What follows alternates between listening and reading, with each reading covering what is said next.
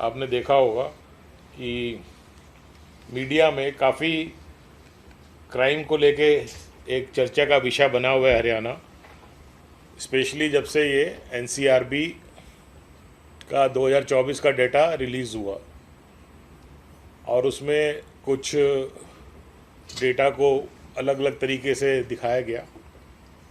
तो मैंने सोचा मैं आपके सामने फेस टू फेस इस जो भी ये डेटा और हमारी स्टेटस एज़ पर पूरे पूरे इंडिया के हिसाब से जो हमारा स्टेटस है उसको मैं आपको स्पष्ट करूं। तो उससे पहले मैं दो चार केसेस जो हमारे हुए हैं उसके बारे में ब्रीफली 2 लाइन में मैं बताना चाहूँगा कि पिछले 15 दिन में कुछ एक हमारे यहाँ मर्डर के केसेस हुए। जैसे दादरी में एक ललित के सर पे गोली मार दी गई थी और उसको भी हमने हफ्ते के अंदर अंदर उसको ट्रेस किया और इसमें जो कि रीज़न था वो पुरानी दुश्मनी पाई गई। ऐसे यमुनानगर में एक कलीराम प्रॉपर्टी डीलर का मर्डर हुआ था, उसमें उसका लेन देन का मामला पाया गया, उसमें भी अभियुक्त हमने पकड़ लिया।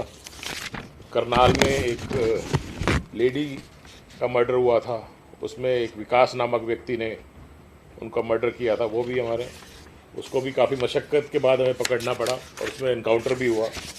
ऐसे ही झज्जर में हितेश एलिस गोलू का मर्डर हुआ, तो वो भी हमने तुरंत एक्टिव कार्रवाई करते हुए उसमें जो शामिल थे क्रिमिनल्स उनको फ़ौरन पकड़ा, वो उन्हीं के गांव के पाए गए।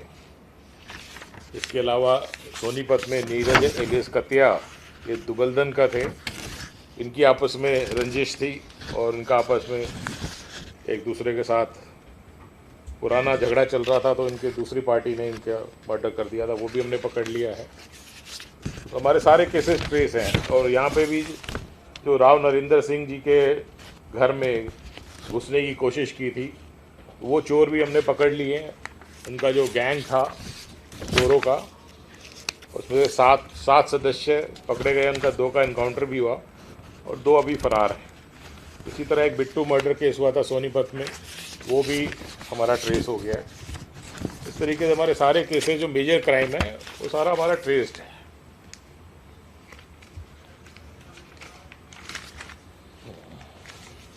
अब मैं एनसीआरबी के डेटा के बारे में कुछ आपको जानकारी देना चाहूँगा। एनसीआरबी जो 2024 का डेटा आया है उसमें हरियाणा की क्राइम रैंकिंग अगर टोटल मिलाए तो चौथे स्थान पे दिखाई गई है, दिल्ली, केरला और तेलंगाना के बाद। और अगर हम सिर्फ लोकल एंड स्पेशल लॉ देखें तो 5वां स्थान आता है, और दोनों मिला के देखें आईपीसी क्राइम और local and special law crime तो 5वें स्थान पे ये इन्होंने दिखाया गया है। तो इससे ऐसा प्रतीत हुआ या कुछ लोगों ने प्रोजेक्ट करने की कोशिश करी कि हरियाणा में क्राइम इतना ज़्यादा है कि हम चौथे स्थान पे हैं, जबकि ये कुछ तथ्यों से थोड़ा हटके। एनसीआरबी जो डेटा पब्लिश करता है वो हर स्टेट से डेटा मंगाता है और वो अपने सॉफ्टवेयर में डालता है और एक रिपोर्ट जनरेट करता है। क्योंकि पुलिस और क्राइम एक लोकल सब्जेक्ट है तो थोड़ी थोड़ी वेरिएशन हर स्टेट में है, जिसको मैं अभी आपको स्पष्ट करना चाहूँगा। हरियाणा में हम फ्री रजिस्ट्रेशन में विश्वास करते हैं और काफ़ी समय से हमारे यहाँ क्राइम खुले तौर पे दर्ज होता है। ये इस बात से स्पष्ट है कि रफली 40 से 50 हज़ार केसेस जो बिजली चोरी के हैं वो केसेस उसमें हम एफआईआर दर्ज करते हैं, जबकि बहुत सारे स्टेट हैं उसमें कोई एफआईआर नहीं दर्ज की जाती। इसका जब हमने डेटा निकाला तो हमने पाया कि हरियाणा में और यूपी में और बिहार में 3-4 स्टेट ऐसी हैं जहाँ पे बिजली चोरी के आप मुकदमे दर्ज करते हैं। बाकी स्टेट्स उसको शायद डीडी एंट्री कर देती है या कंपाउंडिंग कर देती हैं, कंपाउंडिंग हमारे यहाँ भी होता है, बट हम सारे मुकदमे में एफआईआर दर्ज करते हैं और जो कि हमारे क्राइम में ऐड हो जाता है। इसी तरह सुप्रीम कोर्ट की गाइडलाइंस के माध्यम से के अनुसार जितने भी मिसिंग पर्सन है, कोई भी अगर व्यक्ति गुम हो जाता है या हमारे पास गुमशुदगी की रिपोर्ट आती है, तो कुछ साल पहले तक हम उसकी डीडी एंट्री करते थे और फिर उसको ढूंढते थे। अब ऐसे निर्देश प्राप्त हुए तो हम सब में एफआईआर दर्ज करते हैं और रफली हम 17,000 केसेस हम मिसिंग पर्सन के दर्ज करते हैं और जिसमें ज़्यादातर हमारे ट्रेस्ड हैं। हमारे 95% तक 96% तक ट्रेस्ड है केसेस, लेकिन इसमें हरियाणा नंबर 1 है। आप देखेंगे जो इसी का 2024 का एनसीआरबी का डेटा है, Haryana followed by Orissa, Bihar, जे&के।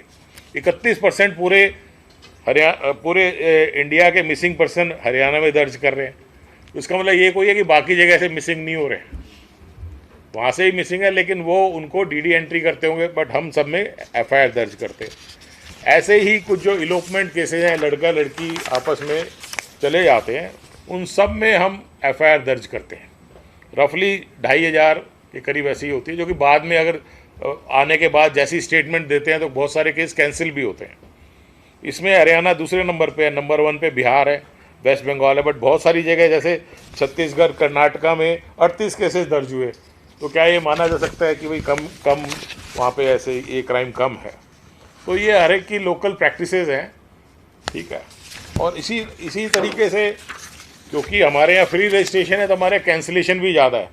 Cancellation में हरियाणा नंबर 2 पे है, राजस्थान नंबर 1 पे है, फिर हरियाणा, फिर जे&के, हिमाचल, कर्नाटक, और बहुत सारे जगह तो आप देखोगे कैंसिलेशन है नहीं है। उड़ीसा में कैंसिलेशन केसेस बहुत कम है, वेस्ट बंगाल में बड़े कम है। तो इसका मतलब है कि वो वहाँ पर फ्री रजिस्ट्रेशन नहीं है, या फिर वो पहले डीडी एंट्री करते होंगे, जो भी उनका सिस्टम है। तो जो लोकल जो प्रथाएं हैं एफआईआर दर्ज करने की, उसके ऊपर एफआईआर कितनी दर्ज हुई है पूरे स्टेट में, वो मैटर करती हैं। हमारे यहाँ हम इलेक्ट्रिसिटी, मिसिंग, इलोपमेंट सारे केसेस दर्ज करते हैं और फ्री रजिस्ट्रेशन के कारण हमारे यहाँ चार्जशीटिंग रेट भी फिर कम हो जाती है। तो इसी आधार पे जब हमने इस पर स्टडी किया और हमने ये पाया कि अगर हम इलेक्ट्रिसिटी के केसेस हम निकाल दें तो हमारी जो रैंकिंग है वो ऊपर बढ़ जाती है। जो अभी 5वें नंबर पे है, इलेक्ट्रिसिटी के बिना हम 9वें नंबर पे आ जाते हैं, इलेक्ट्रिसिटी केसेस के बिना। और अगर मिसिंग वो भी निकाल दें, जो बाकी स्टेट नहीं कर रहे हैं, तो हम 10वें नंबर पे हैं। और अगर हम ये एब्डक्शन के केसेस भी निकाल दें तो ये भी करीब कम ही है, बट 10वें नंबर पे हैं। और अगर हम कैंसिलेशन भी इसमें देखें, जो कैंसिलेशन हमारे 25,000 केसेस कैंसिल होते हैं, उसके अनुसार जो रियल केसेस अगर इतना हम कंपेयर करें तो हमारी रैंकिंग 14 रैंकिंग आती है। पूरे देश में हम 14वें स्थान पे हैं with the strike rate of 299 crimes per lakh of population. ये एनसीआरबी का ही डेटा है, by removing those cases which are not reported by other states. तो इस हिसाब से अगर आप देखेंगे तो हरियाणा में क्राइम सिचुएशन बाकी स्टेट्स के मुकाबले काफ़ी अच्छी है। इसके अलावा पिछले 4-5 साल से हमारा जो हरियाणा प्रदेश है, इसमें क्राइम डाउन टर्न की तरफ है। ये पीक हुआ 2023 में, 22 में मैक्सिमम पीक हुआ, उसके बाद से कम होना शुरू हुआ। 2023 में -0.7% कम हुआ, 24 में 13.3% कम हुआ, 25 में 5.8% कम हुआ, और अभी जो 4 महीनों में 9.8% की कमी रिपोर्ट दर्ज की गई है। तो इससे अगर हम टोटल निकालें तो टोटल फॉल इन क्राइम करीबन 22-23% हमारा पिछले 4 सालों में है, जो कि ट्रेंड हमारा ये आगे चालू रहेगा। इसके अलावा हमने हर हेड वाइज भी हमने इसमें स्टडी की है कि किस किस हेड में हमारा क्राइम कम हुआ है। उसकी डिटेल भी मैं आपसे शेयर कर लेता हूँ। तो ये 24 और 25 का कंपैरेटिव डेटा है, जिसमें हर हेड में क्राइम अगेंस्ट प्रॉपर्टी में, क्राइम अगेंस्ट ह्यूमन बीइंग में, क्राइम अगेंस्ट वुमेन में, क्राइम अगेंस्ट SC/BC में हमारा जो नेट क्राइम जो कम हुआ है ये टोटल 7% के करीब, 5 to 7% के बीच में है। और वही फिगर 26 में जो हमने निकाली है ये 9.8% टोटल है। इसमें क्राइम अगेंस्ट पर्सन 15% है, क्राइम अगेंस्ट प्रॉपर्टी 18% है, क्राइम अगेंस्ट वुमेन में कमी 17% है। ये टोटल मिला के तो ये हमारे पास टोटल फिगर्स हैं जो इस साल की हैं। और इस साल भी फिर अगले अभी भी हमारा 25 का डेटा गया है NCRB में, और उसमें भी हम इलेक्ट्रिसिटी के केसेस दर्ज कर रहे हैं, मिसिंग पर्सन के दर्ज कर रहे हैं, और ये इलोपमेंट के और कैंसिलेशन भी हमारी ज़्यादा ही है। तो अगेन जो अब 25 का आएगा उसमें भी हमें ऊपर ही दर्शाया जाएगा, लेकिन अगर हम इन हेड्स को जब देखेंगे, चेक करेंगे, तो हमारी रैंकिंग, एक्चुअल रैंकिंग कम आएगी। हाँ जी, हाँ जी, हाँ जी, कैंसिलेशन एक्चुअली फॉल्स FIR तो वेरिफिकेशन के बाद ही पता चलेगा, किसी ने कंप्लेंट करी है ना। अब हम इमीडिएटली उसको, अब दो ऑप्शन है, या तो FIR दर्ज कर दें या हम कहें जी बाद में करेंगे, है ना। तो यहाँ पे ये डबल एज सोर्ड है। अगर उससे एक तो जनता का ट्रस्ट ख़त्म होता है अगर हम FIR ना दर्ज करें, और बहुत सारे लोग झूठी भी करा देते हैं, और बहुत सारे कंप्रोमाइज़ हो जाते हैं, उसमें भी कैंसिल होती है। तो हमने एक ये कॉन्शियस डिसीजन लिया कि अगर कैंसिलेशन बढ़ती है कोई बात नहीं, लेकिन हम जनता का ट्रस्ट नहीं खोएंगे, जो भी FIR दर्ज कराता है हम दर्ज करेंगे। सर, आपने जो मेंशन नहीं किया वो मैं बता दूं कि ऑपरेशन सिंदूर के बाद some of the spies were arrested from Haryana. इसके अलावा फरीदाबाद में टेरर अटैक हुआ था, जुड़ी थी तार जो दिल्ली टेरर अटैक थी। जी जी जी। तो उसके बारे में सर बताइए कि कितने ऐसे हैं और किस तरह से आप उस पर नजर रखेंगे। वेल, उसका स्पेसिफिक डेटा जो टेरर रिलेटेड केसेस का मेरे पास अभी नहीं है, बट ये मैं ज़रूर बता सकता हूँ। उसके लिए हमने और माननीय मुख्यमंत्री जी ने एक स्पेशल हमने एक नीति अपनाई है, जिसमें एंटी टेररिस्ट स्क्वाड का गठन किया जा रहा है हरियाणा में, और वो बहुत जल्दी लागू हो जाएगा। थोड़ी सी उसमें कहीं अटके है, मेरे ख्याल से शायद 1 जून से ही लागू हो जाए, जिसमें हम जितने भी टेरर रिलेटेड केस है उसके लिए एक specialised, trained, well equipped force, और जो कि MHA की गाइडलाइंस के हिसाब से काम करेगी, और जिसमें एक थाना हम पंचकुला और एक थाना हम गुड़गांव बनाएंगे, और सारे टेरर रिलेटेड केसेस हम उसमें शिफ्ट करेंगे। तो हमारे पास पीछे कुछ ऐसे वारदातें हुई हैं, कुछ केसेस हुए हैं जो कि अभी हम STF और डिस्ट्रिक्ट पुलिस के माध्यम से उनको हम अटेंड कर रहे थे। हमारे सारे केसेस ट्रेस्ड हैं वो भी, और आने वाले टाइम में इसको हमारी जो ATS टीम है वो उसको एक IG लेवल ऑफिसर हेड करेंगे, और उसमें 2 या 3 SPs हम लगाएंगे, जो कि इस्टेब्लिशमेंट, इंटेलिजेंस, कोऑर्डिनेशन, इन्वेस्टिगेशन, ये सारा कार्य देखेंगे। सर, आप जो कह रहे हैं दादरी या झज्जर, यमुनानगर, जो तमाम आपने कहा कि अपने ट्रेस कर लिए, सर ट्रेस तो ठीक है, पुलिस जब अपराध होगा तो ट्रेस करना ही है, और वो ठीक आपने उसमें कभी कार्रवाई की, लेकिन इस तरीके के अपराध हो रहे हैं, बदमाश जो वो बेखौफ होकर मर्डर कर रहे हैं, पुलिस का डर खत्म हो गया। तो देखो, ऐसा तो नहीं कहा जाएगा, क्योंकि नेट मर्डर्स हमारे कम ही हुए हैं पिछले कंपैरेटिव के हिसाब से, अगर आप डेटा देखेंगे। मैंने इसलिए ज़रूर कहा कि वो 1, 2, 3, 4 केसेस इकट्ठे हो गए थे, और मैंने फिर आपको उसका जो है उसका मोटिव भी बताया, ठीक है ना। 2-3 केसेस में तो पर्सनली दुश्मनी है ना। एक केस में उसका पैसे का लेन देन का था, एक में लेडीज़ का इन्वॉल्वमेंट पाया था। तो उसमें एक अलग अलग मोटिव मिला है, और ऐसा नहीं है कि ये पुलिस का कोई डर ख़त्म हो गया या फिर उसके कारण मर्डर हो रहे हैं, बट ये 1-3-4 केसेस इकट्ठे हो गए थे, इसलिए मैंने सोचा कि मैं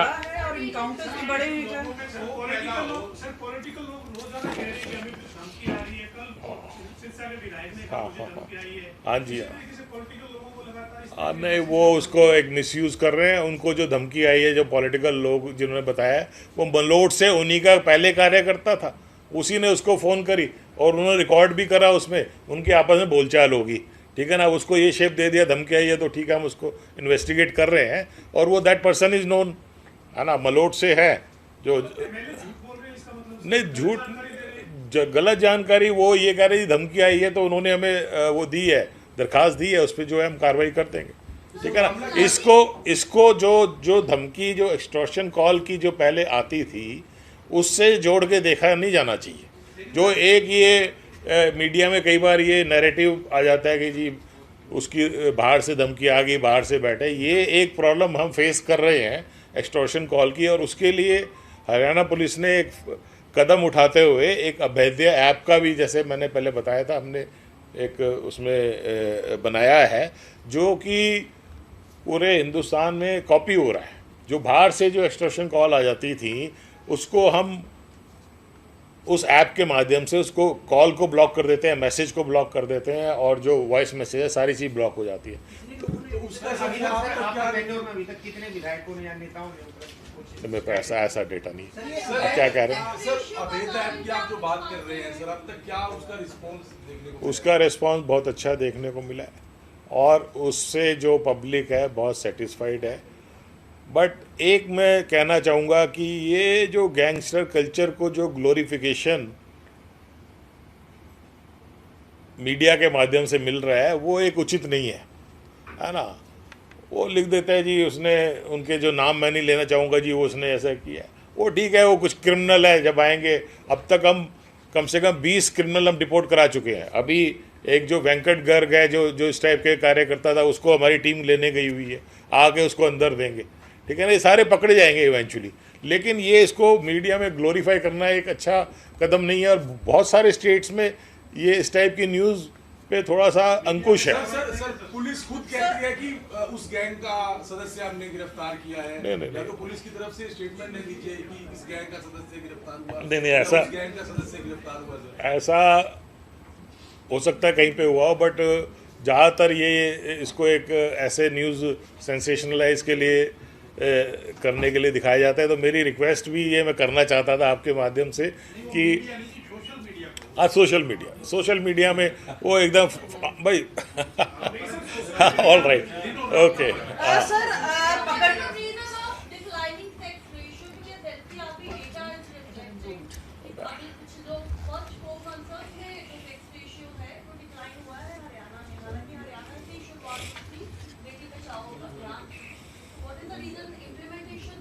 I think health department will be better to answer you that. Because we no. We are implementing all the laws. विशेष तौर पर दो सवाल हैं। एक तो ये देखा गया विभिन्न जिलों में, विशेष तौर पर जो है नेशनल हाईवे दिल्ली तक की सीमा में, यहाँ पर नशा तस्करी बहुत बड़ी है, उसका कारण क्या है? और दूसरी बात कि पुलिस विभाग के प्रयास तो बहुत देखे हैं, अभियान बहुत देखे हैं, लेकिन फिर भी कई खेप पकड़ी, विभिन्न जिलों में भी खेप पकड़ी जा रही है नशे की, उसका रीजन क्या मानते हैं? कहीं कोई चूक है? ये बहुत बड़ा चैलेंज है, और ये मैं इसमें एक्सेप्ट करता हूँ, और इसमें मेरे को कोई झिझक नहीं है एक्सेप्ट करने में कि जो नशा का जो धंधा है, जो ये है, ये हर जगह बढ़ रहा है। लेकिन हम उसी स्टेज पे, उसी स्पीड से हम उसको पूरा रोकने का प्रयास हमारा जारी है। जो नशे में जो जुड़े हुए व्यक्ति हैं, उनके खिलाफ हमारी कार्रवाई जारी है। हमने स्पेशल टीम बना के, स्पेशल ऑपरेशन बना के, और एक्स्ट्रा फोर्स भी लगाई है HSNB में, जो कि इन नशे के तस्करों के खिलाफ एक्शन लेगी। उसके अलावा अवेयरनेस प्रोग्राम हमारे CM साहब खुद हर ज़िले में जाके, उन्होंने अभी ये प्लान किया है कि उदय हरियाणा के अंतर्गत वो जगह जगह जाके ये समाज में अवेयरनेस फैलाएंगे। जो आम आदमी है, जो हमारा यूथ है, उनको इससे सचेत करेंगे कि इस ऐसे नशे में ना पड़ें, और इसके जो दुष्परिणाम हैं उनके खिलाफ एक्शन लेंगे। इसके अलावा जो कुछ जगह ये भी देखा गया कि कुछ केमिस्ट इन्वॉल्व हैं, कुछ जो मेडिकल शॉप्स इन्वॉल्व हैं, उसके खिलाफ भी हमने काफ़ी कार्रवाई की है। और जो रिपीट ऑफेंडर्स हैं, मैं आपको ये भी बता दूं, उसको हमने पिट NDPS में बंद कराया है, और हरियाणा नंबर 1 पे अभी 150 लोगों को हम पिट NDPS में डिटेन करा चुके हैं, और आगे भी हम कार्रवाई करते रहेंगे। बट ये एक ऑनगोइंग स्ट्रगल है, और इसमें आप जानते हैं कि हमारे पड़ोसी राज्य से भी हमें काफ़ी ये इसका प्रभाव पड़ रहा है, क्योंकि बॉर्डरलेस एरिया है, कोई भी कहीं पे आ जा सकता है। तो उसमें भी ये हमें काफ़ी चैलेंज फेस करना पड़ रहा है और इसमें हमारी निरंतर लड़ाई जारी है और हम पूरा इसमें पूरे मशक्क़त से पूरा जोर लगा के हम इसको ओवर पावर करेंगे।